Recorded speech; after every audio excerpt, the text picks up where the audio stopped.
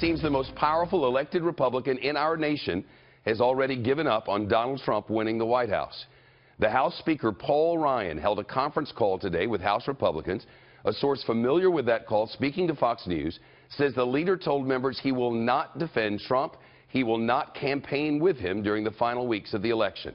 That source says Speaker Ryan announced he will instead spend all of his energy making sure Hillary Clinton doesn't get what he called a blank check with a Democratic-controlled Congress. We're told he also gave Republican House members the cover to abandon Trump as well, advising them, quoting now, "You all need to do what's best for you and your districts." Truth be told, this isn't that big a walk back for Paul Ryan because Paul Ryan never really went there.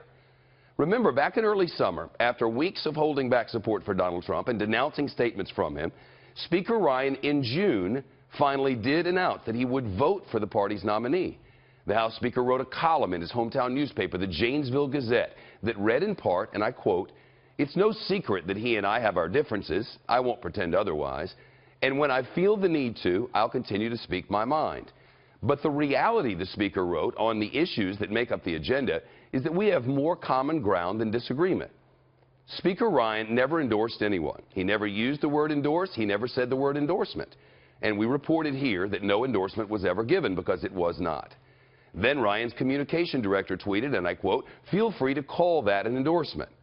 Of course, the thing is, we don't get to feel. We waited for Speaker Ryan to actually issue an endorsement. He never did. Here's how Speaker Ryan explained that decision in an interview back then with ABC News. I believe that he's certainly better than Hillary Clinton. These are the choices that we have. And here's the question I ask. Do I believe that these principles and these policies that flow from those principles have a better chance of making the law with Donald Trump than Hillary Clinton? Absolutely. I do believe that.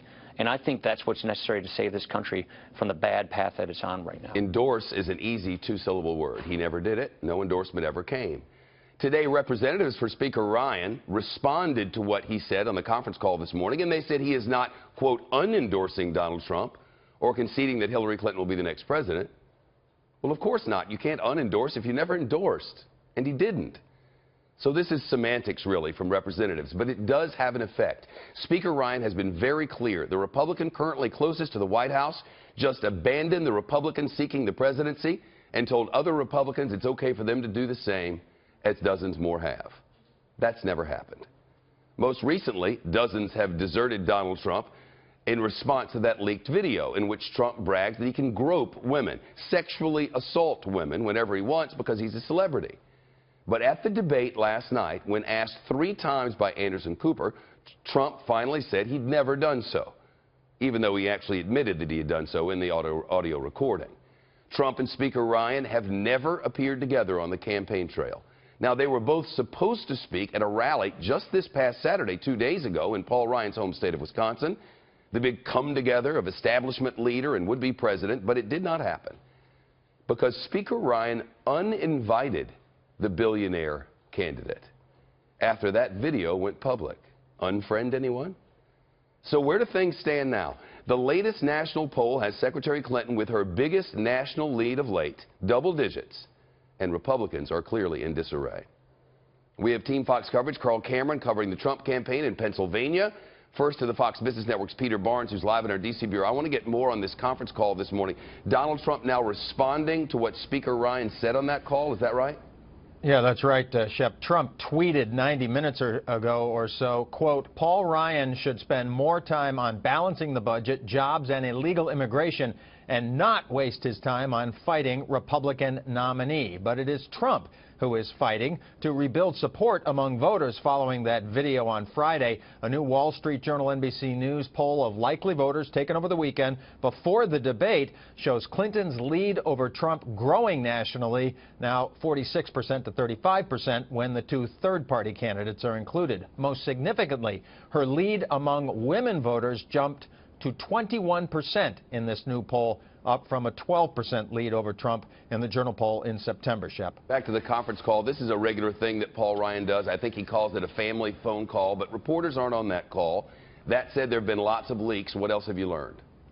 Well, Ryan also made clear in the call that he is willing to take political heat from his own party for this position that he announced today. Some pro-Trump House Republicans said that after this weekend and after the debate, that while they condemned Trump's lewd comments, Republicans need to maintain their support for their nominee to help defeat Hillary Clinton. Like many others, I was disappointed when that video came forward of something he said 11 years ago. But the binary choice America faces, a future effective next 4 years of Barack Obama, if Hillary Clinton were to win, the future of the Supreme Court, versus Donald Trump, the change agent. And one thing some Republicans are worried about now is a double hit because of Trump. On the one hand, there may be some Republican voters who stay home because they don't like Trump, which could cut votes for other Republicans on the ballot this November. And on the other hand, there might be some Republican voters who are Trump supporters who won't vote for the congressional Republicans in their district because of the anti-Trump views of the Washington establishment GOPers. Shep? It is a complicated current reality. Thank you.